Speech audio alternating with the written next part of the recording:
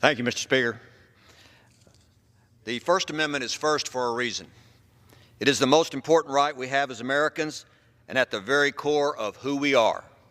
Without the First Amendment of free speech, freedom of the press, freedom and assembly, the rest of the amendments are meaningless.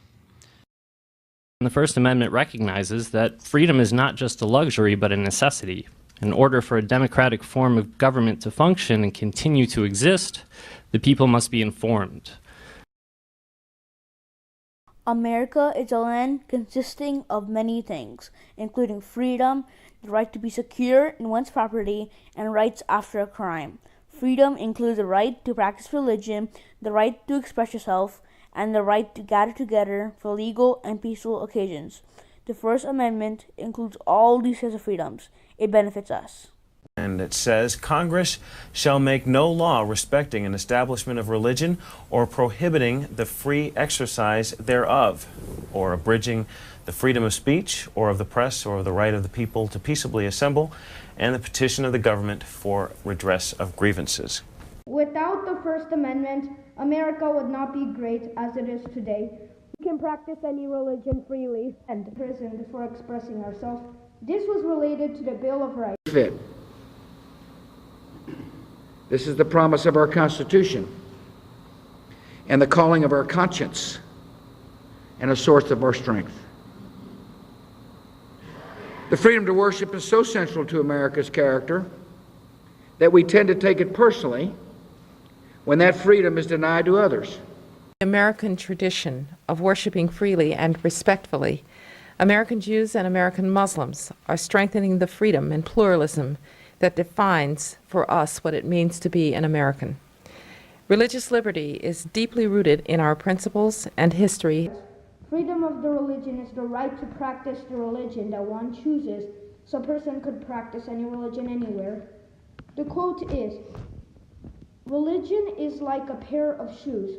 That means to find out any religion that fits you. All people are able to participate and talk about any religion." You know, while religious freedom is a hallmark of our constitutional republic, religious freedom is not just an American right. It is a universal human right. Societies where people can live and worship as they choose without intimidation, without suspicion, without a knock on the door from the secret police. The freedom of religion is the very first protection offered in America's Bill of Rights. It is a precious freedom.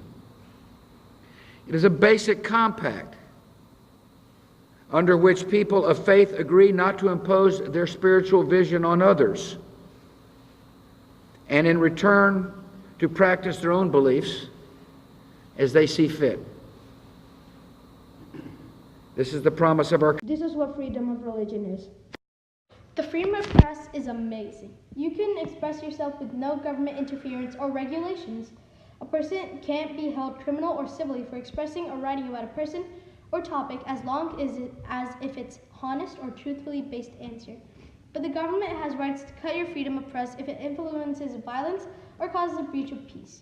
An example of this is protesting about someone else in a newspaper or any public site.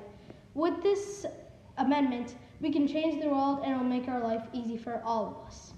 Freedom of assembly allows us to gather together to discuss and express ourselves for legal and peaceful occasions. This also includes freedom to petition, the right to gather people for a certain cause. It allows people to fully express themselves and to defend their ideas. For instance, a protest is a great example of freedom of assembly because you're defending your idea or thought.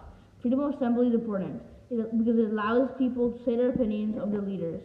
In the end, America is a land that has lots of freedom because of the First Amendment giving freedom of religion, freedom of press, and freedom of petition.